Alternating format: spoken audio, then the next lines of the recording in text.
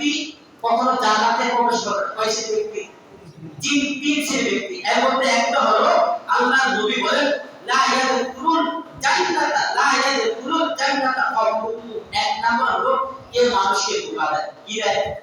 ধোঁকা দেয়। যেমন মানুষ যখন মানুষকে বিক্রি করে মালগুলো পচা মাল দিয়ে ভিতরে 10টা মাল দিয়ে ভিতরে দিয়া উপরে কিছু মাল ভালো মাল দিয়ে দেয়। এরপরে যখন নিতে দেয় ভিতর থেকে আইনা পচা মাল কিছু দিয়ে দেয়। আছে আছে ধোঁকা দেয়। আল্লাহ নবী বলেন ওই ব্যক্তি যে মানুষকে ধোঁকা দেয় যখন সে চাইল পাবে মধ্যে ওইটা দিকে ওজন মানে সাইজের মধ্যে বেশিটা দেয়া লাগে ওজনটা আর ওজনের মধ্যে কম দেয়া লাগে। আল্লাহ রাসূল বলেন এটা ধোঁকা দেওয়া। আর যে ব্যক্তি ধোঁকা দেবে সে কখনো জান্নাতে প্রবেশ করবে না। কোথায় প্রবেশ করবে না? জান্নাতে প্রবেশ করবে না। এরপরে 2 নম্বর আল্লাহ বলেন আল্লাহ নবী বলেন ওয়ালা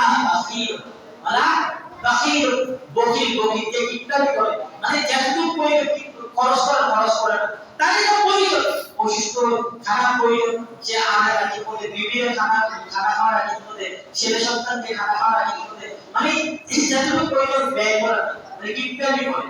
যে কিপটামি করে আল্লাহ নবী বলেন সে জান্নাতে প্রবেশ করবে না। এরপর 3 নম্বর হলো ওয়ালা মান্নান যে ব্যক্তি মানুষের উপকার করে খোদা দেয় ওই ব্যক্তি প্রবেশ করবে না জান্নাতে। এরকম আছে?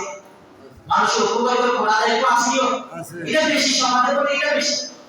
এত আমি বলছি এত আমি উপকারটা বলছি না আমি তো তোমার এটা বলছি তাহলে কি বললাম? হ্যাঁ এবার খোদা দেয় কি না? তাহলে আল্লাহ নবী বলেন এই 3 শ্রেণীর ব্যক্তি কখনো জান্নাতে প্রবেশ করবে না। 1 নাম্বার হলো ধোঁকাবাজ, 2 নাম্বার হলো বকিল, 3 নাম্বার হলো যে মানুষকে খোদা দেয় ওই খোদা দেওয়া ব্যক্তি এই 3 শ্রেণীর ব্যক্তি কখনো জান্নাতে প্রবেশ করবে না। এই কারণে বকিল কি হওয়া যাবে না, ধোঁকাবাজি করা যাবে না এবং মানুষকে উপকার করে খোদা দেওয়া যাবে না।